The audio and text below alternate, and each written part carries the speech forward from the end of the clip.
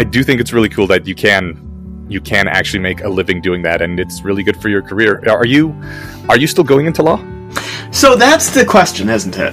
Now that, I mean, obviously, like, having my writing blow up during my first year of law school has kind of thrown a lot of things into question space for me. I think basically my current plan is more or less to focus on my writing, finish my law degree, and sort of do a Scott-like thing with writing and law, potentially, where I, like, use my law degree for things that make sense to use a law degree for, in as much as, like, if I see, say, if I take on, like, a light caseload, or, like, do some pro bono work, or, you know, things that are impact litigation, meaningful things, whatever, and focus on my writing, is sort of my plans change a little bit moment by moment as some doors open and other doors close, but that's sort of the feeling that I'm getting right now, is that, like, my writing has become extremely interesting and rewarding, and it is something that I would like to keep pursuing, but I do plan on finishing my law degree and seeing where things go. So selfishly, I would like you to focus on the writing, because that's what I get utility out of. But if I was somebody on the East Coast, maybe I'd want you to finish your law degree instead. I know how much time and energy writing takes, and I have some idea of how much time and energy freaking Twitter takes. With all the time and energy devoted to both writing and Twitter, how much time and energy does law school take? Is it, like, just a small amount so you can squeeze it in on the side? Yeah. Okay, that's good news then. I mean, it could be an indefinitely large amount, but I am not prioritizing effort in law school at the moment. Yeah, I just kind of squeeze it in. Okay. I do what I need to do, which translates into getting an A- average, A- B+ average instead of an A average, which is fine. That is so fine. Yeah. What's the old saying? C's get degrees or something? Something like that. Does your grade point average... I should get onto the podcast, but before we do, does your grade point average actually change your career prospects? Oh, like, absolutely. Very much. Oh, really? Yes. They look at that? Yeah, absolutely. Very strongly. So law is an extremely prestige-oriented profession, far more than, say, medicine or anything like that. In medicine, like, you know, what do you call the person who gets a C in med school? Doctor. What do you call the person who gets a C in law school? Not a big law lawyer, tell you what. Not a clerk for a federal judge, tell you what. Like, there are all sorts of extremely... law is an extremely top-end oriented profession. So clerkships require high grades, strong resume. Big law requires high grades, strong resume. Every good profession, every good part of the profession, or many good ones, very much require, like, high class rank. Everything is an extremely competitive, extremely prestige-oriented career. Well, I am actually very happy to hear that there is still a focus on excellence in law, because that brings us right to today's topic. Absolutely. Nice segue. Thank you. Let me do the open here, even though we've already started. Welcome to the Bayesian Conspiracy. I'm Eneasz Brodsky. I'm Steven Zuber. And we have a guest with us. Coming back is Tracing Woodgrains. Hey, how's it going? Good to be back. Awesome. Glad to have you here. We are here to talk about excellence in general, which was sparked by when I was at VibeCamp 3. I saw during the summer solstice ritual your, I guess, short essay on the topic of excellence. You read it between two of the songs. Do you still have that video, and are you going to put it up? I still have that video. I never got around to putting it up. I could. It didn't occur to me, honestly. I only have the most basic of YouTube channels. It's got like maybe 200 subscribers, but if you send it to me, I could at least put it up so it's out there somewhere if you don't want to go through the effort. Sure. Absolutely. Awesome. Well, I'm glad to hear that. By the time this show goes up, it'll be up on YouTube somewhere, and we'll link it in the show notes so everyone can go see it. It's a great essay on the topic of excellence. After the show, Trace confirmed that we could put the full audio of his talk into the podcast. It is a really excellent treatment on excellence and informs everything else that we talk about. So here it is now. It's just over 4 minutes. Sometimes I like to look at a block of wood, you know, in the username, Tracing the Woodgrains. And when I look at it, something I often think about is what I am capable of doing with it. And let me tell you, it's not much. I can hurl it at someone. If someone gives me a knife, I can carve something a little bit awkward, nothing very impressive.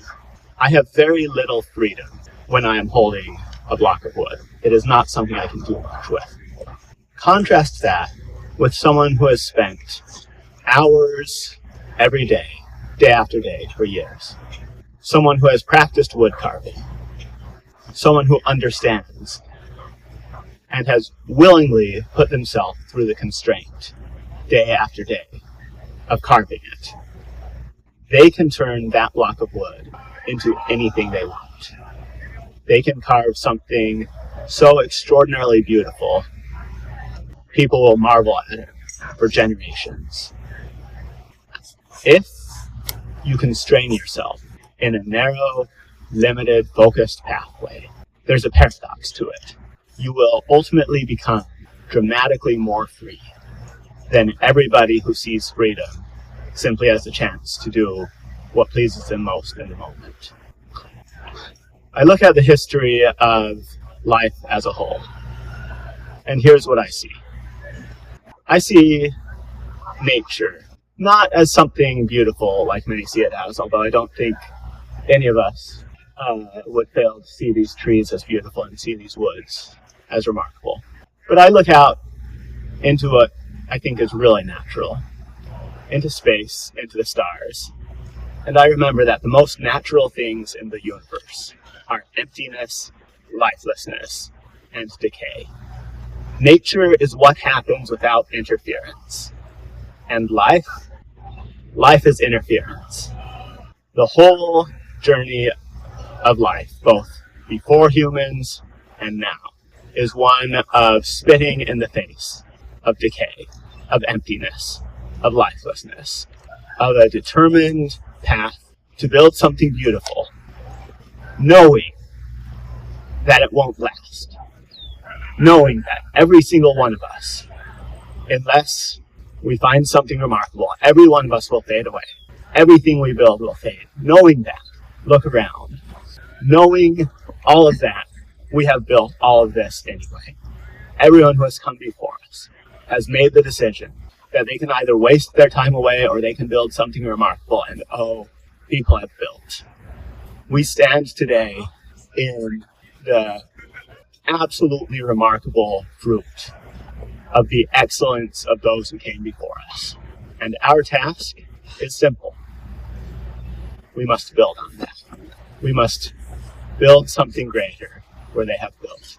We must become something better, following the path that others have led, and then taking one step further. The path of our individual lives and our collective path has always been and must always be one of the pursuit of excellence. Knowing, yes, that we are doomed, but knowing that we can build something beautiful along the way. Thank you. Speaking of VibeCamp 3, I just wanted to mention really quick. I don't think Trace and I have spoke. Have we spoke since then?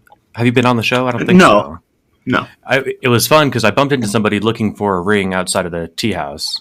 Then he was describing, well, if you see a ring and it's got like these wood tracings on it, I was like, okay, hold on, I know that voice. Let me look at your badge, Trace. And you literally said your name, and I was like, okay, now that name plus the voice, now I know who I'm talking to. That was fun.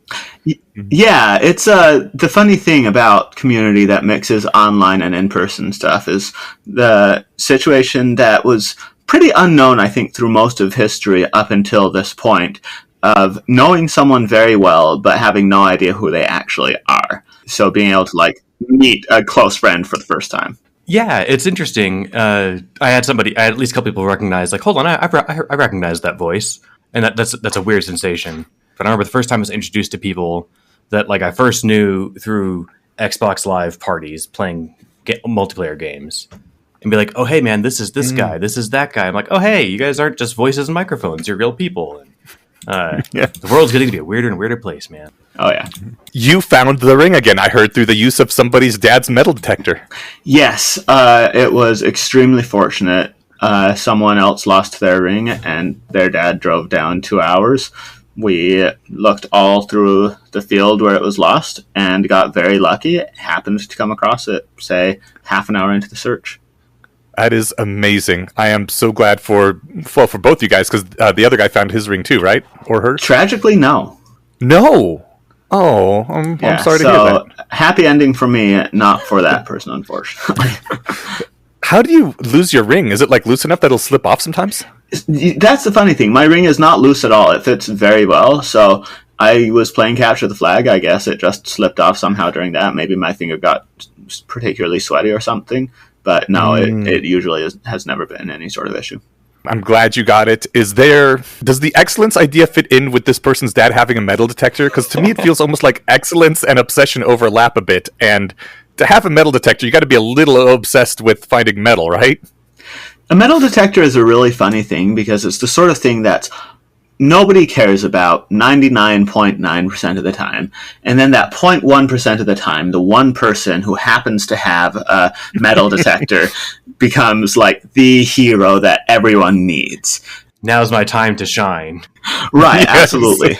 So I suppose you could, if you're looking at it through a frame of excellence, you can look at it as sort of part of a distributed network of excellence is having people around who have this particular obsession with one thing or another that they are prepared for one moment where their particular obsessions or interests or skill sets will be useful and being in the right place to make that happen. Yeah.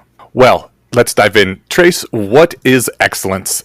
It's a good question. People will say, and there's something to this to an extent. People will say, excellence is subjective. People have different definitions of this or that. And in some domains, you could take that seriously. You could say, okay, well, one person's excellent art here, another person might not like that genre. Another person might not like something that's considered a masterpiece by someone. But excellence is, I think, significantly more objective than people who take that tone give it credit for. Excellence is... It's hard to define excellence without sounding self-referential. Everyone knows what excellence is, and it's almost easiest to define it through examples. Someone excellent in a domain is the person at the top of the domain. Magnus Carlsen is excellent at chess. LeBron James is excellent at basketball. Excellence is the perfection of a skill, the attainment of mastery in something at its core. Sounds like you have a very strong, I want to call it aesthetic. It's hard to differentiate between like moral imperatives and aesthetic imperatives, in my opinion. But like a very strong aesthetic sense that excellence is important and even crucial to us as a human species. Yeah, absolutely. So one way to frame this aesthetic sense is looking at, because I did remember this podcast was coming up, I saw in a museum I visited the other day a quote from Albert Einstein that struck me as much for what was absent in it as what was present in it. I'll read that. It was actually in the Holocaust Museum. A desire for knowledge for its own sake, a love of justice that borders on fanaticism, and a striving for personal independence. These are the aspects of the Jewish people's tradition that allow me to regard my belonging to it as a gift of great fortune. Those who today rage against the ideals of reason and individual freedom, and who seek by means of brutal force to bring about a vapid state slavery, are justified in perceiving us as their implacable enemies. History has imposed on us a difficult struggle, but so long as we remain devoted servants of truth, justice, and freedom, we will not only persist as the oldest of living peoples, but will also continue as before to achieve, through productive labor, works that contribute to the ennoblement of humanity.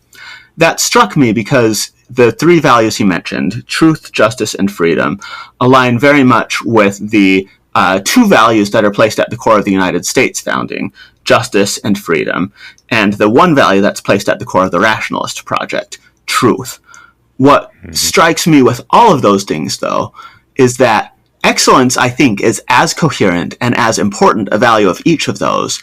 And my impression is that even though everyone cares about it, even though everyone values excellence to one degree or another, I don't think it has sunk in quite as deeply culturally as those other values. And so you see people instinctively mention liberty and justice in the context of all of these things. You see rationalists mention striving for truth. But my strong impression, even as obviously everyone cares about excellence, is that it has one way or another been deprioritized mentally for people. Why do you think that is? I like to say that the pathologies of any movement are inscribed in the founding text of that movement. I think it's honestly simple path dependence. You could point to, perhaps in the United States, it having arisen as a rebellion against an aristocratic society where ideals of excellence had become corrupted. And so they looked at it and took a much more egalitarian approach to it all. You know, they said these people who claim to set themselves up as elites over us are clearly unworthy of this title in one way or another. And they lay claim to the mantle of excellence without actually being excellent in the ways that matter, and pushed towards an egalitarian project as a result. And while excellence and egalitarianism aren't incompatible depending on how you define each of them, I think the more, as a society rises up centered around egalitarian values, focusing on those things, rises up in response to perverted order of excellence, it makes sense that it would emphasize other values, in part because the values of the society that come before you, you just sort of have in the water supply. You don't need to think about them as strongly. And so you're looking for the things that are missing. And you're saying, look, liberty is missing here. Justice is missing here. Everyone knows about this one. We don't think about it as much. But over time, I think the things that are unmentioned degrade. Yeah, the Founding Fathers all were notably excelled in the things that they were working on. So I guess it didn't even occur to them that this is something that we need to preserve and codify as a thing that we want. Yeah. When everyone is already really that good at things. You guys will be better equipped to address this than me because I'm barely on the internet. But I get the impression, especially, I was at a party last night with people who are very online. Like, it's like being on the internet in real life. And, I mean, other than that, they're lovely. But okay. There seems to be a bit of a, you guys tell me if I'm right or wrong, a bit of a modern societal push that in the spirit of, like, capital T true egalitarianism, that excellence just doesn't exist. That people who have excelled somehow cheated, or I'm thinking of examples of people hate Jeff Bezos, and I'm sure there's stuff to hate about him. I'm not sure, maybe he's an asshole or whatever, but they seem to hate him because he kicked ass so hard. Like they don't point to some specific facts about him. They're like, no, this guy's too rich. He did, he must be doing something wrong along the way. My thought is just like, he put commerce on the internet. Of course he made a fuck ton of money, right? But am I jumping the gun, or am I off track here? Or? No, absolutely. I think that hits on what is so frightening at times about focusing on excellence and about the pursuit of excellence, is that as soon as you acknowledge some things are better than other things, as soon as you create a scale and say, let's look at this from worst to best, then suddenly people will become much more conscious of their place on that scale. People will be conscious, oh, I really am incredibly bad at all of these things. Or this person is better than me at X or Y or Z. Or this person has more power than me. Excellence and power are closely related at times. There is an instinct at times to push against that, to say, well, it is more pleasant intuitively if you are not high up on one axis or another of excellence, to imagine to yourself, if the circumstances were right, I would be. There's nothing fundamentally different. There's no, these billionaires who happened to climb to the top did so purely by exploiting workers, and they're not any better at morally relevant things than any of the rest of us. They just happened to get lucky, or they were just exploitative, or what have you. That's something that's easy to creep in when people are wary of ranking things. Yeah. I think that the wariness of ranking things makes me think, too, of people will also just take it one step further and insist that maybe they wouldn't take it all the way to the absurd. I can think of the best example that I can toss out, but they'll resist the idea that there's any actual that ranking at all is inappropriate. Like if someone's really good at the best doctor in the state, well, they're no better in any important sense than the best construction worker in the state. I mean, they'll sometimes go so far as to say they're no better than the lady down the street that's practicing traditional medicine. That's true. They might run all the way to the bottom. But some of these people literally just don't believe in excellence, and I've seen people at least implicitly say this. I'm not sure I've seen it explicitly yet, but that any difference in outcomes is entirely due to systemic bias or racism or some other factor. Your parents stole from my parents, and so they're rich, and that's why you're better off. Like, literally not believing that there could be actual differences between people in how they do things.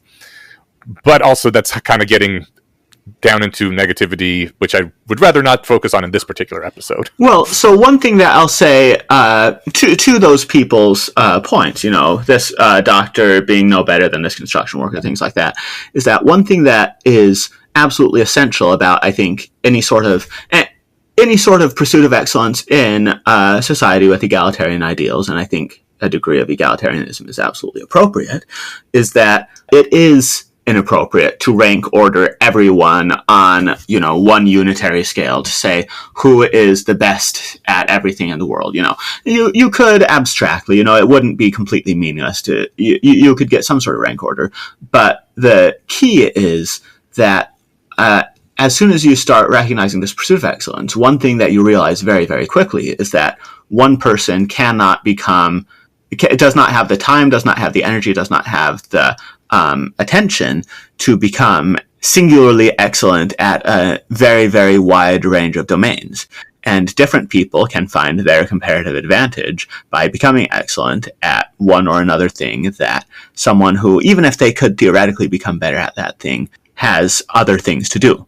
And what anyone who has a focus on excellence should look at is which domains are they personally equipped to become excellent in, and where can they climb, which ladders can they climb. I think it's appropriate and good that there are a very wide range of ways to attain excellence in one domain or another. That's a good point. And I certainly don't and I use the example of a construction worker because the job is essential. You need solid buildings and structures, roads or whatever to get the rest of the things done. If the world's best doctor can't get to work because the roads all suck, well, then they can't make the world a better place through their excellence. But there is something about and maybe this isn't a point worth belaboring, but the example I was thinking of, just like a useless, excellent thing. I forget where I heard this example, but imagine if there was a long distance spitting contest, and it's an Olympic event. You take home the gold in long distance spitting. It's pretty clear that you haven't done anything worthwhile. You might be the best at this completely pointless thing. But I could imagine if I was that person, I'd still feel inadequate, right? Compared to most other things. I think that's true of every Olympic event, though. None of them are really useful for, maybe with a few exceptions, are useful for anything in real life. But it's still admirable that someone put in that much effort to become really good at one thing. That's true. And it's apropos that it's timely that we're having this conversation while the Olympics are taking place. I've seen a handful of events. I've been going to the gym and they're on the TV, and I'm really happy about the records I'm hitting for myself, just to pat myself on the back. On Friday, I ran my first 4 miles in 30 minutes. That to me is a ground shaking new record. Then I heard that the Olympians were doing, I think, well over 6 in 30 minutes. I'm like, well, that's just crazy. I'm never going to get there. The thing is, well, no, I mean, good for them. That's the thing is and I think that this is another thing to consider. And I want you to lead the conversation. I don't mean to keep jumping in too much, but it's great, not just for one's self-esteem and mental health, but perspective that it's okay to say, I'm never going to be the best at this. I just want to be either better than I was or good. I will never be a gold medalist Olympian in any field, I'm pretty sure, even if I were to throw everything else away in my life and try my best to become the best at whatever event. But I'm not trying to be the world's best at something. As laudable as I think excellence is and should be, I don't want people to fall into the trap of thinking, well, I need to be the best or I'm no good. You can still, being good is good, right? Being good is great. Yeah.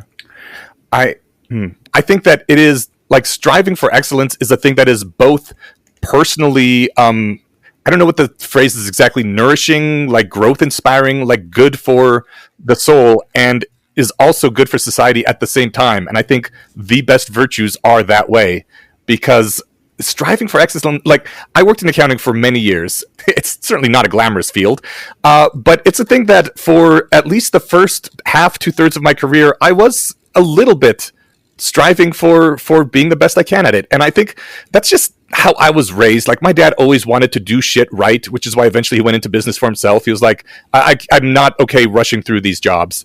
I want to do it right. And in the long term, it paid off because people started paying him more for having better quality work. I've just always had that same feeling, like, I don't want to do shit work. Even if you want me to do it faster, I'm going to do that reluctantly because I actually want it to be good. And one day I was at work, and one of my coworkers had been trying to find this persistent error variance in our spreadsheets for days, and he finally tracked it down. And he just kind of announced to the office, "I am an accounting god," because he was like so happy. And that is a display of excellence that, in addition to like making him a better person and feeling better about his life and his job, it made all of society better because the accounting being done was just better accounting. In the latter parts of my career, I kept running more and more into this sort of cynicism, which infected me too. Eventually, we're like, the boss doesn't care about you. Capitalism doesn't care about you. Put in the absolute minimum you have to not get fired. Clock in, do just enough so that they're like, okay, fine, here's your money. Thanks for the work. Clock out, never think about it again. And I did that near the end. That's degrading to society. The work is shittier. Nobody, like, you try to call in to get some kind of help with something. The customer service people don't give a fuck. They're like, I don't get paid enough for this. I mean, not all of them. Some of them are awesome, and I love these people, and they always make my day much brighter when it's someone like that. But, like, I was having that too, and I think it's just this idea that, like, why bother being excellent about something? They're not paying you more to be excellent. They're shitty people anyway. Just fucking get by with the least you can. That not only like makes society shittier and lowers all our productivity, it makes your own life shittier too. And I really wish I hadn't fallen into that mindset. And in general, I wish it wasn't as lauded as it is. It's one of the most common messages I see. Less now, I think maybe because I'm just like cutting my filter bubble, but it's like it's the opposite of Bob's Burgers, right? Yeah, absolutely. That's a great analogy.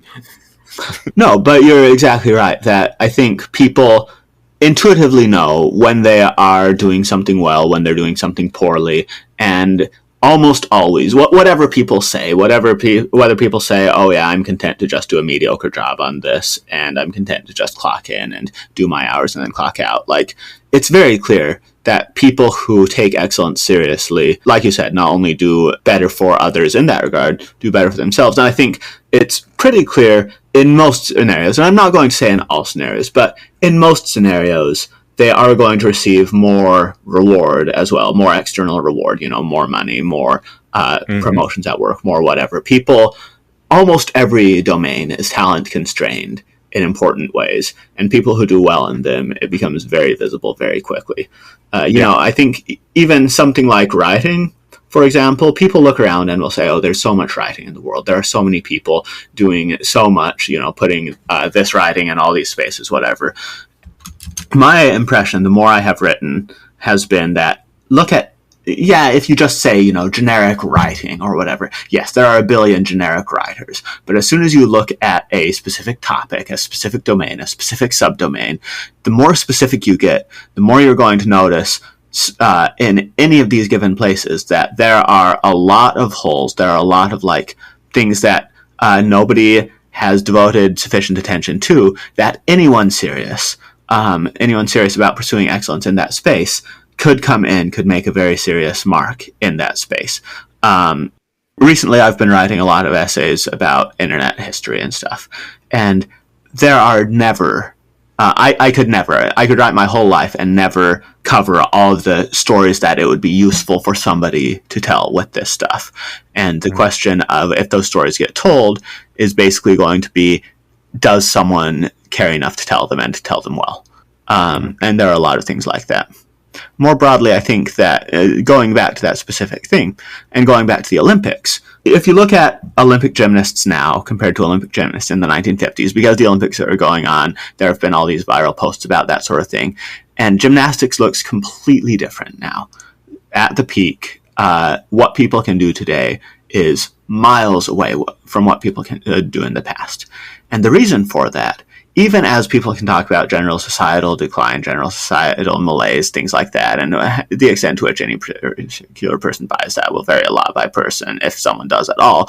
But whatever generalities people can talk about, as soon as you have a specific domain for someone to improve at, people are very, very good at improving narrowly, both individually and collectively. As soon as we have identified a goal, we are very, very good at finding ways to get closer and closer to that goal, to accomplish it better and better, to move the needle bit by bit. The big hazard is not that you won't be able to push towards a goal that you're pushing towards, but that you just won't be pushing towards a goal at all. That's what gets people. If you are putting in serious work towards anything, you will be improving. The question is, are you putting in serious work towards anything? That's a good point. The Olympics thing is a great example. Anyone who hasn't seen, just Google videos of the Olympics from the 1970s, and it's almost like you watch then compared to today. It's like they're not even trying. It's like, no, actually, they were the best in the world 50 years ago. It's that the people who are competing now aren't competing with. They keep raising the bar. And to Eneasz's point earlier, like, not half-assing something actually feels really good. Like there are days at work where more than I'd like, where I put in the amount of work it takes to get the job done, and it's like, well, it's done, great.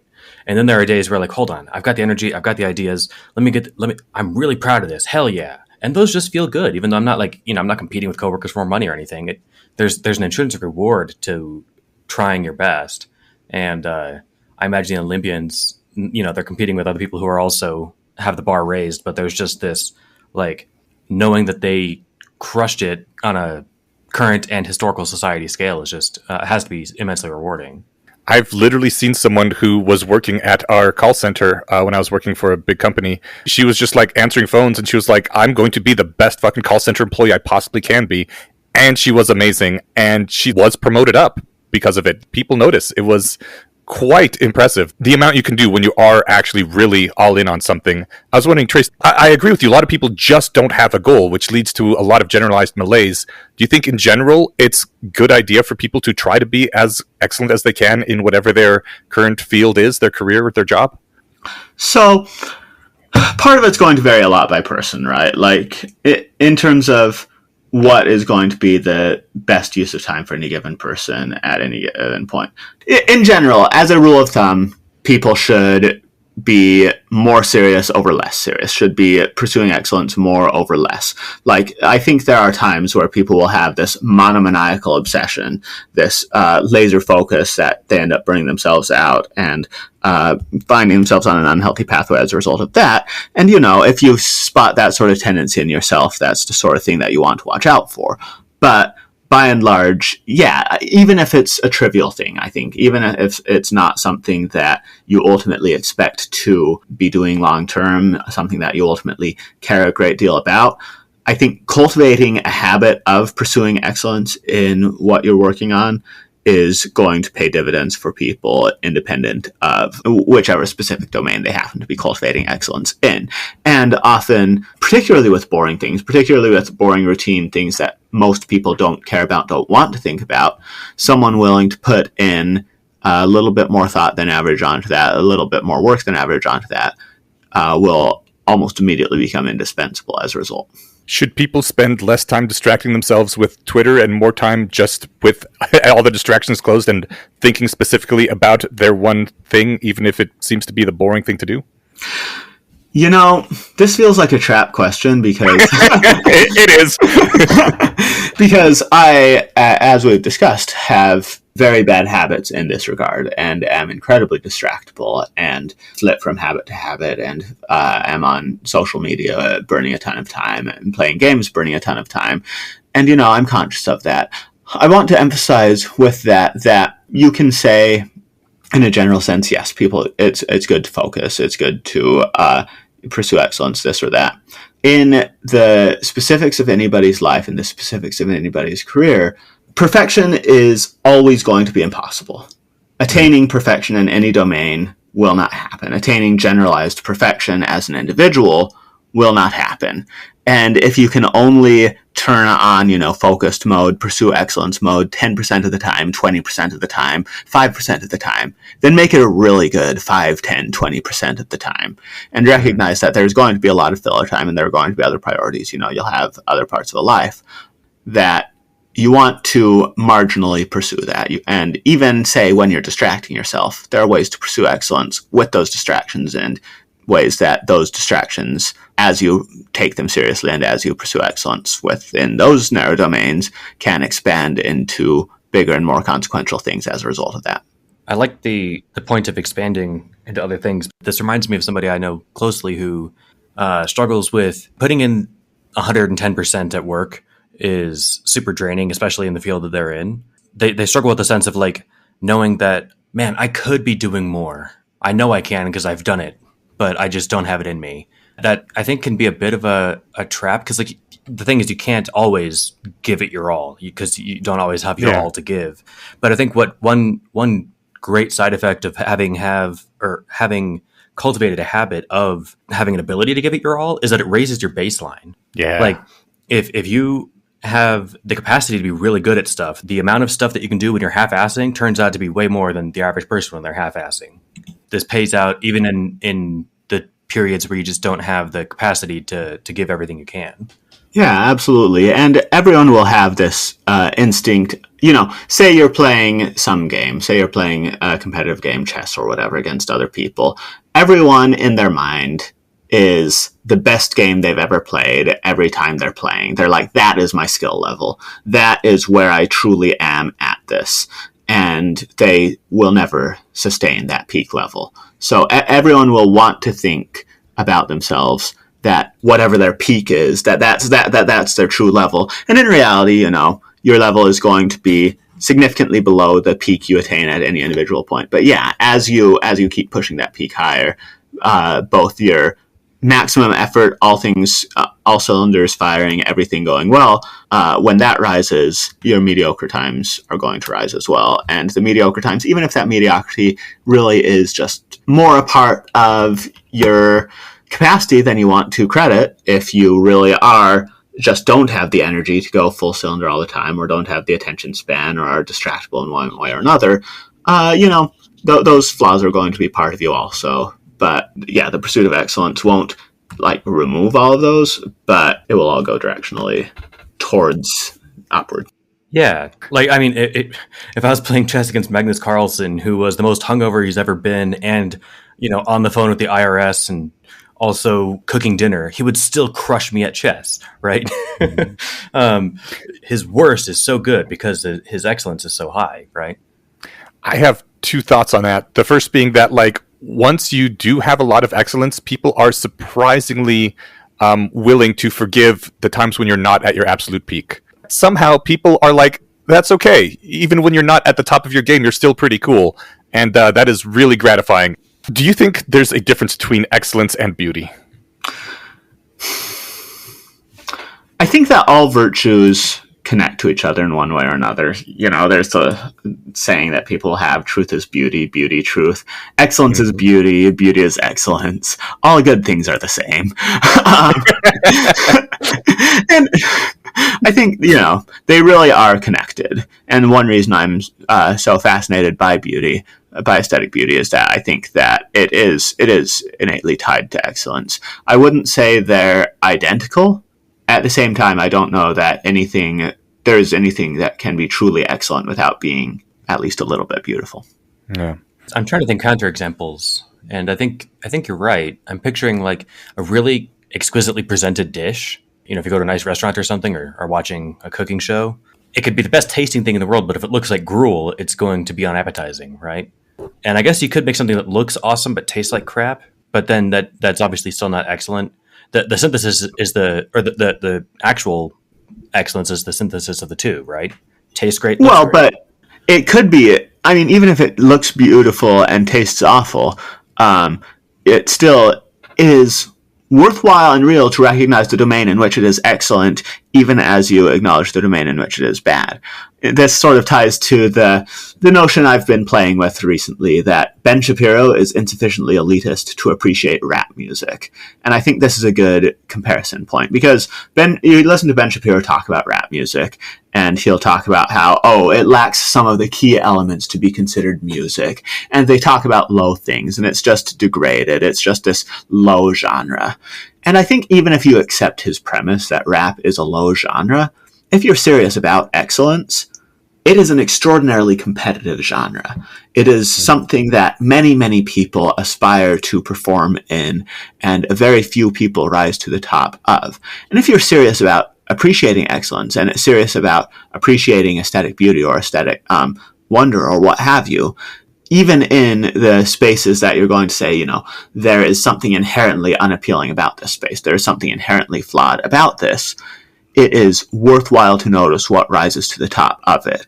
And what rises to the top of it is going to share similar virtues to what rises to the top of other domains. I think, for example, in rap, if you look at some of the rhyme schemes in Eminem's writing, for example, and some of the layers and layers of references, you can compare it to classics in other genres. It will have superlative qualities that I think if someone is looking at a whole domain and dismissing that whole domain, they're insufficiently elitist. They need to find the best in that domain. You mean insufficiently elitist or overly elitist? No, insufficiently elitist. Maybe I'm misunderstanding what elitist means here. You have to be somewhat elitist to care about excellence, right?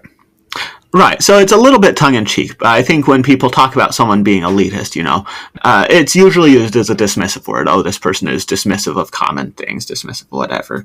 But it's worth playing with and worth saying, well, if this elitist person is dismissive of this thing, well, what would the next level up of elitism look like? And I think the answer is a higher level of elitism than this, I'll dismiss this whole genre because this whole genre is rubbish, is, most rap is absolutely terrible, but let me tell you about this one specific corner of rap that has absolutely extraordinary stuff. And at that point, that person is extraordinarily elitist. They're going to be dismissing, 99% of this genre and honing in on the one extraordinary part of it. I miss hipsters because hipsters were generally very elitist in terms of art, and they found the really good stuff and knew why it was good. Yeah, and I think it's useful, even if someone's wrong, even if someone's aesthetic tastes are absurd, I think it's very useful for people to develop and share strong opinions about things, even as foils for other people to react against. It is useful to be able to say, this is excellent for these reasons, this isn't for these reasons, and even if there's an element of subjectivity, even if there's a degree of being off in your ranking or things like that, first of all, I think people converge a lot more than they like to give themselves credit for, and what is excellent to one person in many ways will be excellent to many other people, properly highlighted, properly seen. But in addition, to the extent that things diverge, to the extent they're different, providing a clear ranking, providing clarity about where things fall in relation to each other from your angle, allows others to hone their own reactions. If they think you're wrong about it, hone why they think you're wrong about it. Too much elitism is bad, but the correct level of elitism is not zero. Or the correct level of elitism, maybe, if you have too much, maybe you just haven't pushed hard enough. Maybe there's another layer of elitism where you'll just hit just the right point. Yeah. I also wanted to clarify that when I said beauty, I didn't mean necessarily visual beauty, just the more of the aesthetic felt sense of beauty, which you can get from... Yeah. I think Rocky Horror Picture Show is a very beautiful musical, and I think Steven and me are actually going to do an episode about it in the near future. But it's certainly not something that looks good on the screen. Right. So what you can highlight there, and this is something that when I posted on Twitter recently about how there are so many ugly cartoons in America, people really came after me why would you say ugly things are bad and beautiful things are good, whatever. But there is a point there. And the part of the point with it is that once you're highlighting some aesthetic sense other than, aesthetic beauty or whatever, again, you are going to have something that can be the absolute peak representation of that sense, something that captures it better than anything else can. And there's a beauty in that as well. There's an aesthetic excellence in understanding what is going to deliver this particular sensation better than anything else will. And a lot of things that people consider, mediocre, it's going to be not because they are evoking something unpleasant, but because they are confused about what they want to evoke, and they're not really evoking much of anything at all other than shoddiness. Yeah. Now, a question of what, like, the absolute peak of shoddiness could look like, that could get interesting, but... Awesome. I do think that the people who rail against excellence, it's just... the reason I think about beauty is it just feels like such an ugly sentiment to me, to think that excellence shouldn't be encouraged and lauded. Yeah, I think ultimately... this is one kind of funny thing about talking about excellence, is that I think it speaks for itself, right? So, like, people will rail against one aspect of it in one way or another, and then you just sort of ignore them and do something in an excellent way, and people will immediately remember, oh yeah, no, this is a good thing. We like this. I think that's just sort of the way it works with excellence. Like, it defends itself. It is self-explanatory in many ways, and if you can act in excellent ways, you almost don't need to defend it. Yeah. Before moving on to bad things, I do want to say one more great thing about excellence that I love. It feels like it's often really hard to get motivated to do things. The pursuit of excellence feels self-motivating, in my opinion. I think it's like anger, hatred is also very motivating. I often say anger is a gift because it gets you to do things, but excellence in motivational terms is like the opposite of hatred, right? It motivates you to do things for good emotions. If hatred is like what fuels Vada Kedavra, then not caring about excellence is the lack of caring that fuels Vada Kedavra version 2.0. And excellence itself is the Patronus. It gets you to doing good things for its own sake. I love that we're all sufficiently nerdy. Who have understood that reference perfectly, I think. It's true. Harry Potter is a famously niche, nerdy pastime that very few people, only the true aesthetes know Harry Potter. Well, that was a deep-cut Methods of Rationality Harry Potter reference. Well, yes. But yes, I think Brian Deacon, who I did the We Want More show with, he put it really well when we worked together at... Part of why he hated it was because there was like this huge rush to get stuff done, irrespective of doing it right. And he summarized it in a really great way that speaks to the fact that he got a degree in English, that making shitty stuff makes you feel shitty. Yeah. I just loved the simplicity of it because he's spot on. Being able to put in the time to do your best. It's like you described how your dad decided to just, fine, I'll do it myself, right? If this is what it takes to do it right. Because that's how you feel good about yourself. In my line of work, every line of code I write has my name on it. So it's not just about looking good in front of my peers. It's just that, like, it's built into my sense of, I guess you could say, professional integrity, but even like personal integrity. I'm not content with doing a shitty job. And if I was asked to compromise my integrity and like, no, just do it wrong, just to hurry along, I'd feel, I hate that. Yeah. Well, 3 potential downsides of excellence. I'm going to start with maybe the least bad one first. When I was younger, and I guess still to this day, but more specifically when I was younger, I had the correct feeling, I think, that I could basically do anything that I wanted in my life. Like, all the doors were open. If I really put my mind and body into something, I could do good at it. And if it was something that, like, went with my natural advantages, I could do excellent at it. But to actually be good at something, you have to spend a lot of time and a lot of effort at it. And it turns out that our lives are not infinite yet, growth mindset. And so I actually can't do everything. And so really focusing on any one thing closes a lot of doors. And that amputation of optionality really kind of sucks. Is there anything to be done about this, or do we just have to acknowledge that you have to give up a lot if you want to be excellent in any one thing? Everything trades off against everything else. And yes, ultimately, if someone's goal, if someone's aspiration is to become truly superlative at one very narrow domain, then they will need to, it will trade off against a lot of general fluff in life. At the same time, I do think, first of all, that there are better and worse things to become good at. There are things that will do more for others and less for others to become good at.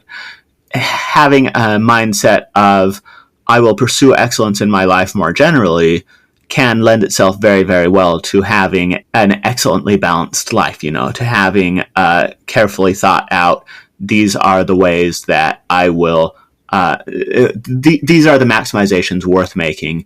These are the places where further optimization of this one domain will have unacceptable trade-offs elsewhere. Rather than picturing excellence as a question of reaching the absolute peak of this very narrow domain, you can picture more of a broad scale, looking at your life as a whole, looking at your peaks and valleys as a whole, optimizing for having the highest, being on the Prayer frontier, or whatever you want to call it, of excellence across all relevant domains in your life. I think a lot of people do get stuck in the area where they realize to do significantly better at one thing, they're going to have to cut off a lot of optionality and then just don't ever excel at anything because they aren't willing to do that. And I think that's a worse fate than trying to be really good at one thing. Yes, I agree. I think I fall into that trap. I had the similar sort of mindset that you described when I was in my early 20s that, if I just put forward the effort and I just do this, and then I kind of realized like, oh, wait, the ladder to excellence is really tall in every area that I'm concerned with. Well, that's a lot of climbing. And then I, kind of burnt out early on, and I'm in the last few years been recovering from that. But just to pick on Magnus Carlsen again, like he can't also beat Michael Phelps. I want to say Fred Phelps. I was like, that's not the one. He can't also beat Michael Phelps at swimming and, beat Serena Williams at tennis, right? Like there's a level of like, if you're going to be like you said, we only have X number of decades currently. And so it is a trade-off. What I will say to that, A, yes, there is a trade-off, and B, there is no amount of training and no amount of like talent where it's clear that people have hit the peak in something. Like there's no domain where there's like, oh, definitely you don't need to put any more effort. You've hit the absolute peak of capacity with that. That doesn't exist. However, I'll note that things like chess, swimming, classical music are some of the most tightly constrained domains in the sense of you have a lot of people who are putting a lot of time and effort and energy into those domains.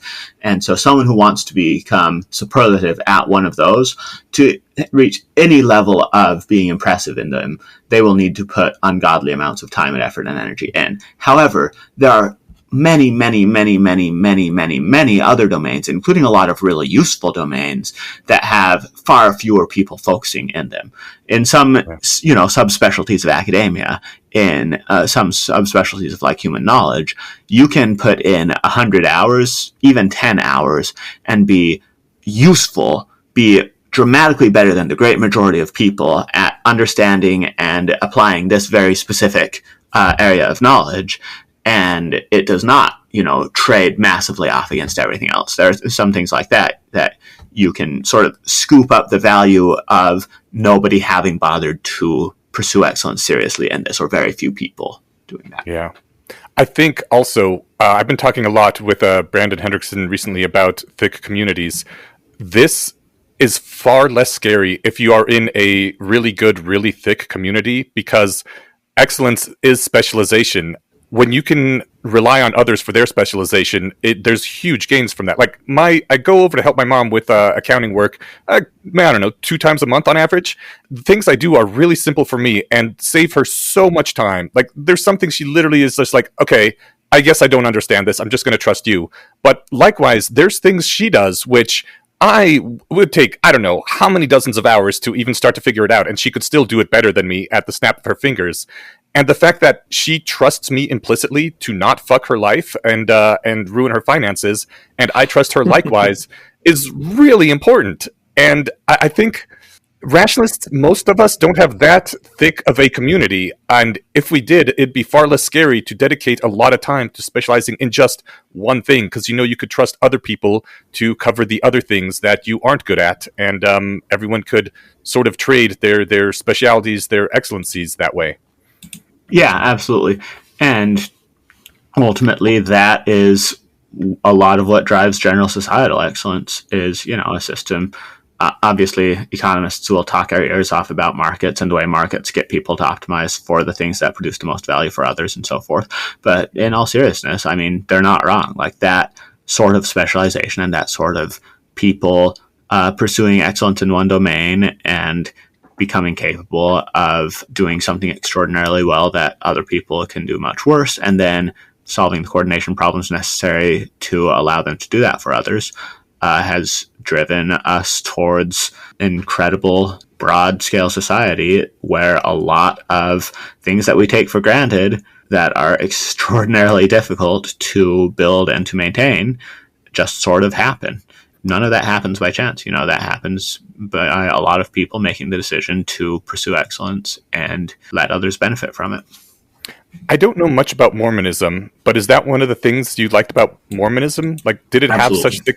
Okay, and do they also have a focus on excellence? Yeah, absolutely. I mean, so this is the core quest in Mormonism. This core idea is that life is an impossible pursuit of perfection. That the ultimate goal is to become like God. And Mormons don't just mean, to become really good, to not sin, although that's a key part of it. They mean to become superlative in every way. The idea is that there's no actual shortcut to that. At some point they would say the sacrifice of Christ makes it possible for, negative externalities and such that you couldn't normally control, couldn't normally make up for, makes those things possible to overcome. But ultimately, there's no shortcut beyond just climbing this ladder towards excellence and doing what it takes. That is at the heart of Mormonism. One of the problems with being a rationalist is that you see all these places where you can't trust others. Like, one of the core early messages of Methods of Rationality was when Harry realizes he cannot ever trust an adult to take his safety seriously. He has to do it himself. This heroic responsibility idea. And it is a heroic idea, and I do love it. But on the other hand, it also means you have to be good at so many different things, which kind of means you can't specialize and be excellent in any one thing because there's so many things you have to handle yourself. Like, how do Mormons get to the point where they can trust other people to the point where they don't need to take heroic responsibility for so many things? That's one value of having a church community, right? Is having this broader culture. Everyone gets assignments from whatever leaders who are themselves assigned to be in those positions. And if people are accomplishing what they need to do with that, then at least as far as the church is concerned, everything keeps running. More broadly in society, I think the same applies. Is there any way for rationalists to have more of that? Good coordination, good organization. Like, there's no shortcut with any of this stuff. Like, this is the reason institutions exist. This is the reason coordination exists. This is the sort of reason why I tend to be a lot more... I try to push back on people who decry tribalism all the time, in the sense of, yes, it's nice to be an independent free thinker, all of that. It's nice to do your own thing, and so forth. But ultimately, if you want to accomplish anything meaningful, you need to be able to coordinate with people, and you need to be able to build alongside others and rely on others for a lot of important things. And ultimately, that does look like having and building a serious tribe. I've lost a lot of my faith in institutions over the past 5 years. Do we just need to start over with our own tribe? A lot of institutional knowledge gets built up and gets... a lot of institutional knowledge would be lost if we started over. I think the answer is basically it's healthy and useful to have competing institutions, healthy and useful to have new things filling the voids and filling the gaps where decaying institutions are faltering. But ultimately, you do whatever you can to retain and preserve the built-up institutional knowledge over many years. So I think some people should absolutely be starting over and doing their own things with their own people and so forth. But more broadly, it is a mistake, I think, to just abandon institutions and say none of these matter at all now that people are using them in silly ways. People have always done terrible things with institutions. Institutions have always been corrupt and faltering in some ways. Not in precisely these same ways, but there has never been a time where institutions have been perfect. And while I think we are in a time of institutional decline, that doesn't mean that the institutions are useless or should be abandoned. Okay. Have you ever read Diaspora by Greg Egan? No. I have a scenario from that novel which I want to run past you and just get your opinion on what you think of it. The character is an emulated human. He lives in software. He decides he wants to get really excellent at one thing. So he sets aside 1,000 years to be fascinated with carving table legs. And literally does that for 1,000 years, and it gives him so much fulfillment and meaning. And by the end, he's got the most amazing, intricate, beautiful, sturdy, like perfect table legs you could have. And I think it's something like he finishes his 319,000th table leg, and then the timer clicks over to 1,000, and he loses interest and sets it aside. I wasn't sure. Like, when I read that, on the one hand, I thought it was awesome and beautiful in that one person could have so much dedication to one thing to become so excellent at it. I hear that Jiro Dreams of Sushi is a documentary about a sushi maker that has the same kind of obsession. But on the other hand, it also feels almost inhuman and horrific and awesome in the bad, like filling you full of awe and terror way that like one person could become so dedicated and fascinated with one thing. Was that a beautiful thing that happened in the book or a horrific thing? The world's a big place. There's enough room for plenty of people to have plenty of obsessions, and I think that I appreciate and respect the people who devote themselves in extraordinary ways to incredibly narrow, even trivial, even nonsensical pursuits. Not because necessarily it's certainly not going to be the best thing for everyone to do, but I think it is valuable to see how far one thing or another can be pushed. And in particular, you get surprising insights generalizing to other domains from people who push towards the top in one specific domain, I think, a lot of times. I feel like so many times that you see news stories or accounts of people who are just absolutely amazing at something, and you're blown away by what they've done and how they've changed society, and then you dig into their lives, and it's like they have such a monomaniacal obsession with this one thing. It's both scary and awesome, and I don't know how many people can be like that. How much of this is the luck of the fascination lottery and being fascinated by one weird thing in particular that turns out to be valuable? Yeah, I mean, it's a lot of it. A lot of talent and a lot of human energy goes towards fascinations, poor fascinations, fascinations that in a perfect world, maybe this person would have different fascinations and would spend less time perfecting climbing to Ascension level 20 and Slay the Spire and beating it in the best possible way, and more time on something that, does more for the people around them. And there is something to that. I think there have always been these, domains where people waste time, whatever. But that's just all part of the picture. Right? Even table legs would be more useful to society than getting to the highest level in a video game, I think. Well, I mean, it depends. It depends. Even with things like that, people can turn even these weird obsessions into social useful pursuits just because excellence is inherently impressive and inherently good. And even if someone has spent thousands of hours on something incredibly niche, on getting good at some video game, they can turn that around and provide a lot of value towards others who are fascinated with the same thing. And, take something like the Games Done Quick marathons for charity. They ultimately, by building social capital in one direction and building, the sort of capital that is built when people become excellent in something, they can foster some sort of broader community and turn that towards other higher ends at times. Like, it's not completely wasted. And communities that seek excellence in a particular thing tend to be among the best of communities. Not always, but it's usually a marker that this is a good group of people. Yeah. I want to just point to the other side of that equation, though. And you mentioned good for society, which is an important thing to consider. But the person who's mastered Slay the Spire, or I'm thinking right now of like a YouTube video I saw once of some guy takes like a 3-second glimpse, sub 5-second look at a scrambled Rubik's Cube, puts on a blindfold, and then it's solved in 6 seconds. Like, is that good for society? No, but is it damned awesome? And should that guy feel proud of himself? Totally. And so they're like, I think it is good for society. I think it's not going to be like as directly useful as a lot of economic things, but I think that the pursuit of excellence in domains like that, it's admirable. Excellence is good in and of itself in a lot of ways. Like Olympic athletes? Yeah, I think that's well put, and I think Trace hit the nail on the head that I was missing, is that it's inspiring in a way that, even if, like you said, if it's not producing economic value directly, it's cool. There's just something great about, like, I see this, I'm like, that's awesome, and it gives me inspiration to be more excellent at stuff, right? I guess I just don't want to lose the personal aspect of it. I've got high scores on games or whatever. I don't know where they'd compare on like the highest scores on the world charts, but it's like, I feel good about that, and that's a just me thing, and it is something not to lose sight of. And like both Olympic athletes and Magnus Carlsen, like none of those things are economically useful, and yet they are awesome because excellence really is good in its own right. Yeah. And I also really love your point that there's a lot of things where you can just invest 20, 50 hours in and become good enough that it makes a big difference in your day-to-day life.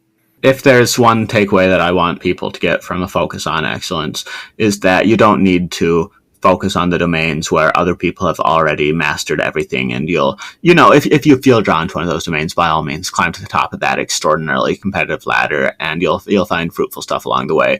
But there is a lot of value in becoming excellent at narrow things that other people are simply disregarding, and people should do that more. Do you guys think that it's preferable, like, if someone's listening to this and they're thinking, okay, I want to be excellent at something, do you think that one should pick something specific, like highly specific, or something very generic, or at least somewhat generic? Like I'm thinking of like Adam Savage with the Mythbusters, and I'm sure Jamie too, but Adam's more public facing. Like they're great at general engineer stuff, but everything from building literally a Led Zeppelin to a rig that can shoot a hand grenade with a sniper rifle. There's this kind of general talent underneath it that lets them do all of those things. The world is big enough for both generalists and specialists. I don't think you That's a very good answer. Yeah. I don't know that one is going to be, universally better than the other. I often feel personally guilty about this because I very much admire specialization, and yet generally the podcasts are just like whatever I think is interesting this couple of weeks, and it varies a lot over time. I write about whatever I find interesting, and like I tend not to specialize in any one thing, and it makes me feel like I am not pursuing things as far as I should be to really get to the meat. Yeah. Ultimately, I'm much the same way. I think for people in positions like that in particular, it's good to look for specific narrow things where you can make a big impact in only a few hours, and you can do something or say something meaningful in that time. And absolutely things like that exist. Do you have any maybe starter advice for somebody who is, like I am feeling myself now, kind of getting the itch and of ambition to be like, I really want to get good at something? Do you have any steps that you would recommend people get started with that might be more like sort of generally applicable? It's a broad question. How to get good? Yeah, I mean, I think that it is worth... I'll come back to just finding something narrow. It is worth practicing getting good at something narrow, something small. 6 years ago, one of the first essays I wrote in public was an adversarial collaboration on the education system with Michael Pershin, where we looked at, does the education system adequately serve advanced students? And we put, say, 100 hours into that. And by the end, I felt a couple hundred hours into that. By the end, I felt very confident that I could go toe-to-toe with anyone in the world at questions around tracking in education and acceleration in education and things like that. And I think that it is worth just finding some project like that and taking it seriously. Do like one serious project, 10, 100 hours, however many, and see how that goes. Do you think we need more excellence in education, like the teaching of excellence? Oh, absolutely. That's a whole other topic, though.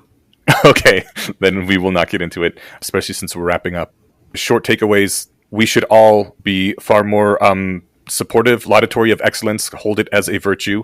Working harder on small things to become better at them is important too, and really dive into something that sparks your interest. Yeah, sounds good to me. I think that's actually an important thing that I don't know if we said explicitly yet, that if it's not something that interests you and you're just doing it for because there's a lot of things that, there's like social prestige around being excellent at. I think one of my favorite examples is like someone who's an expert at being able to determine what kind of wine they're drinking. That signals like, I have lots of time and money to invest in getting really good at wine. There's some social capital to be gained there, but if that sounds as boring to you as it does to me, that's maybe not where you want to try. Like in order to fuel the energy needed to get excellent at something, it needs to be something that actually you're already interested in. Yeah, I think that's good, but can be overstated to an extent. It's good to be able to get good at mundane things also, but yes, you won't necessarily have the same single-minded capacity to become excellent at things that you're not passionate about. And if it's something that you have to do anyway for some reason, like because it's your job, because it's like a chore you have to do every week, might as well put in the effort to go ahead and get good at it. Even if you're not top of the peak, Yeah. pursue some excellence in the things that you have to do. Yeah, I think so. Those are both good counterpoints, and I think really valuable. You don't want to constrain yourself too tightly just to the things that already interest you, because important things might not be interesting. Or some important things might not be personally interesting to you, rather. Yeah. Just to close, I think that it's pretty clear, right, that everyone values excellence on some level, and so there's mostly just going to be a question of prioritization. How much should you prioritize it compared to other virtues? How should you think of it, so forth? And in general, my big takeaway, I think, is that people should. A lot of good has come from prioritizing excellence, in as much as we shift away from prioritizing it or put it on the back burner compared to other virtues. You start seeing things degrade from that, and it is worth consciously including it in virtues that people should pursue. And even though it sounds obvious, even though it sounds dumb, of course you should pursue excellence, it's worth explicitly defending it and explicitly talking about it and explicitly putting it into the public sphere. Being good at things is actually really good. Yeah, good things are good. You are known as a rather excellent writer. Where can people find your excellent writings, Trace? I am around on Substack at tracingwoodgrains.com and on Twitter at tracewoodgrains. Well, this was great, Trace. I really appreciate every conversation we have, and this was a lot of fun. Gave me a lot to think about. I'm looking forward to the next time we get an excuse to get you on the show or otherwise talk together. Yeah, absolutely. It's been a pleasure. Thank you so much. Excellent! Steven, welcome back. Thanks, Eneasz. How you doing? We're going to do our quick end of show stuff, which is not going to include Less Wrong Posts this time, so it actually will be quick. But before all that happens, we've all seen the cool-ass video of the 1950s gymnasts versus the present-day gymnasts, right? I sure haven't. Oh, wow. Well, you should go watch it. It's really freaking cool. Where might one find a link to this? In our show notes. Perfect. I can also send you one personally here. Here, I tell you what, I'll watch it in real time and describe my reaction. Sure. Well, immediately, I'm seeing things. It's got a thing on the 1950s on the left. It's, of course, black and white. And then more modern Olympics. I think they're all 2016 on the right. It is the kind of stuff that I feel like I almost might be able to do with a bit of practice. Now it's gone to the 60s on the left, which looks more challenging because they actually did a flip. But it's showing Simone Biles. Even I know her name, and she's a rock star. The 50s looks like stuff that I could do, who's not particularly agile. I know I couldn't right away, but I think with some practice, I could become a 1950s Olympic gymnast. I don't think if I dedicated the rest of my life, I could do what Simone Biles could do when she was 12. Absolutely. So yeah, it is leagues above. The one thing that I wanted to mention about this is if you watch the video a few times and really are paying attention, you'll notice that there are differences in the materials that people perform with and on as well. For example, the floor routine in the gymnasts, there's a bit of give in the floor so that when they launch themselves 20 feet in the air and then land, they don't break their freaking ankles. There's this other video that's actually 14 minutes, which I will link, which talks about some of the differences. The bounce bar only has 2 points where it is held on either side, whereas modern bounce bars have 4 points for increased stability. The bounce beam used to be just sheer wood. The parallel bars are made out of a different material now that does not break under stress. So there's material differences that make what people do today possible in a way that it literally wouldn't be possible in the 50s. But those changes were driven in part by people who wanted to just keep getting better and better and realizing if we don't upgrade our materials here to provide a bit more stability or to, have a little bit of give when we land, we will literally shatter our bones and possibly die. So if you put today's athletes on 1950s equipment, they couldn't do quite the same things. But on the other hand, if you brought the 1950s people into the present day, they could not even nearly compete with present day athletes. So I wonder if with a couple years practice on the new equipment, they'd probably be better for sure, but I still don't think they'd be able to compete. Oh yeah, they might be 10% better, but this is obviously a lifetime of conditioning and having insanely perfect genes. Right. So our conversation with Trace was unfortunately a couple of weeks ago, but I think we talked about the performance level of Olympians going up over the decades, right? Mm-hmm. And you wanted to point out here that it's not just their performance, it's the equipment as well.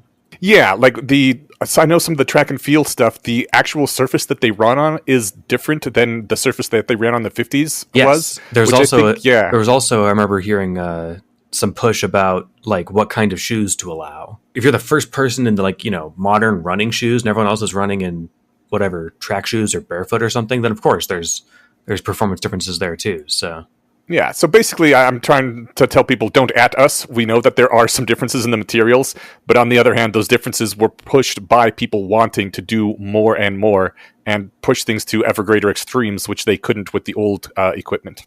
It's so cool that just where people, they're hitting the limit of what the technology is at, and they're like, I know I can jump higher, I know I could do another spin, but I know that if I landed, I'd break my feet. So let's see if I can try this out. Just so they keep pushing the envelope. They and I'm sure they passed some whole review board or whatever to change the Olympics, but they want to climb a higher Everest, and they're like, I can do it, but I need this. And I think that's just the coolest thing. Yeah, I don't remember if we harped on it specifically in the episode, but I re-listened to Trace's original speech from VibeCamp after we put the episode together, and one of the things he mentioned is that to reach these levels of excellence, people have to constrain themselves. They have to not do other things and put limits on their lives to excel in these things. And that's a really noble, cool thing. And I don't remember if we quite stressed that enough, so I just wanted to bring it up again, that is important. I'm glad you did. Yeah, it's really cool. I'm sure it varies by sport as well, but I'm not sure what the fatality / career-ending injury rate is, but it's non-negligible. I mean, these people are pushing our meat suits to the limit of what they can do. It's awesome. I love it. It's so fantastic. That said, I almost never watch the Olympics. Oh yeah, no, me neither. I've seen a handful of clips on YouTube. Like I said, even I recognize Simone Biles. So, yeah. Although I think she's the only Olympian who I can name. Although, who's that really good basketball player that everyone calls the world's best? Kobe Bryant? That's what I was thinking. But wait, is he the one that died? I think so. I might be thinking. No, was LeBron James the one that died? LeBron Those are James. the two that I know. No, LeBron James is the guy who's alive, and he competed in apparently the Summer Olympics has basketball. So technically, I can name two, but I didn't see any of the basketball stuff, and I just learned that they had basketball yesterday. So. Oh, wow, that took a while. You didn't remember the whole Dream Team thing? Oh no, you probably weren't watching TV when the Dream Team thing happened. We also weren't really a house that had the Olympics on, even when I was of TV watching age. It's not like we had anything against it. It just wasn't as far as I remember, my parents' cup of tea. I don't know. It's just funny to imagine the average sports. Do they have American football in the Olympics? I don't think so. I know they have soccer, or I believe they have soccer. It's funny because those should mean the same thing, but they don't. In common parlance, I believe they have soccer, which means I think they might. Yeah, this was in 92, so I don't know if you would have been paying attention yet, but 92 was the first time the Olympics allowed professional players in, and so they took all the best professional players from the NBA for the Olympic basketball team and absolutely fucking dominated it. And they called it the Dream Team because, it was literally the best people from all the various teams at the NBA. They defeated their opponents by an average of 44 points per game. That's outstanding. Yeah, it was crushing. This is what happens when you put professionals versus amateurs, right? I think it's insane that they didn't they had the Olympics just full of a bunch of amateurs. The Olympics has always been amateurs. That is one of the defining things of the Olympics up until 1992 was that only people who were not paid for their performance could compete in the Olympics. Oh, I guess yeah, okay. As long as that's a whole wide sweeping rule that makes sense. For me, I just want to see the best of the best. And many of those people are probably getting paid to do it already. So right. It would make sense that. I guess I understand the transition they had to do in the 90s to change it and why that would be such a big change. But I for one am in favor of it. All right, shall we go on to talk about the Guild of the Rose, an excellent organization that we are both fans of? Yes. Once again, today's episode is brought to you by the Guild of the Rose. They're a vibrant community dedicated to personal growth and self-improvement. We mentioned the hedging workshop I did a couple weeks ago. And I want to emphasize again the path system, which is it looks like a video game skill tree. It's awesome. And you can sign up and do that for free. You just go to therose.org, check out the path system, play around, and maybe you like it. And I think it does paywall at a certain point, and maybe we should put this in our regular plug. If they want their services to be available, they're going for the Sam Harris model, like he does for his meditation app. If you want the benefit of this, but you can't afford it, that's not going to be a barrier to them. That said, I'm not encouraging people with plenty of money to just lie to them. I'm doing the opposite. But I'm saying that risk-free, you should go to guildoftherose.org and check out the skill tree and see what they have to offer. It's a lot of cool stuff. And the other main thing to emphasize is the community aspect of it. You work with a small cohort of people if you want to get to that level of involvement.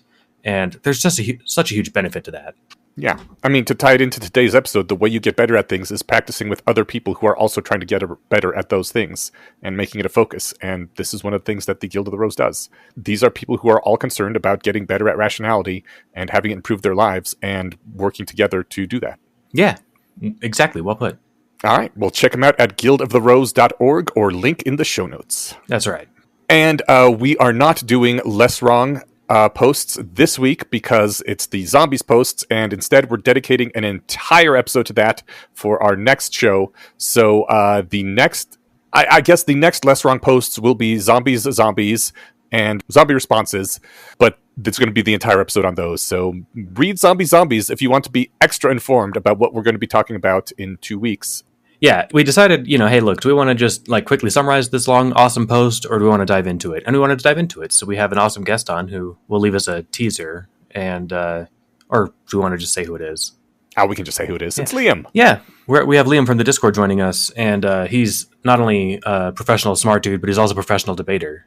And by professional, I don't think he actually gets paid for it, so probably not literally professional. He's an expert. He's professional in the same way the Olympians are professionals. That's right. He's an expert he's an expert smart person and an expert debater. Yeah. And it was a really fun conversation. I don't think we solved it, but I think we're getting closer. So it was one of my favorite episodes of the past several months. I just really enjoyed. It was really engaging. So engaging, in fact, that we spent the entire subsequent 2 days continuing to talk about it on Discord.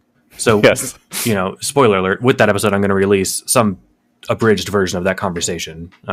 We'll attach a link to a doc that y'all can read if you're curious. All right. Well, what's the last thing that we do at the end of every episode? My favorite thing, thanking the patron. Oh, hell yeah. Who's the patron we are thanking this week? We're eventually going to have to change what we call this, thanking our supporter, maybe. That's true.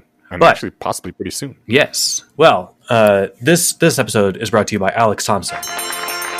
Thank you, Alex. You really help us to be able to concentrate on these podcasts and make them just a little bit more excellent than they would be if we had to split our attentions more. We do really appreciate your support. It means a lot. There's costs associated with doing this outside of just the time and effort, and every buck counts. So any way you guys want to support us, we appreciate it. Substack is a new option for us, in addition to the existing Patreon. So you can find us at both of those. Links in the show notes. And if you've been following the news, if you pay for Patreon through an Apple product, they are now charging an extra 30% because they're imposing their fees on the Patreon stuff. So you may want to pay for Patreon stuff through other means, or you may want to use Substack instead. Up to you. Or just keep doing things the way you're doing them now. I'm not one to judge. Yeah, I think I definitely do Patreon through the web interface. So I'm not doing it through Apple, which is nice. I didn't even, in fact, know that you could. So yeah, if you're doing it that way, maybe switch it up if you feel like it. You can switch to the website or switch to Substack, but we'll mention that for the next few episodes because I don't think that change takes place for another couple of months. This was great, and Steven, I'll talk to you in 2 minutes. Sounds great.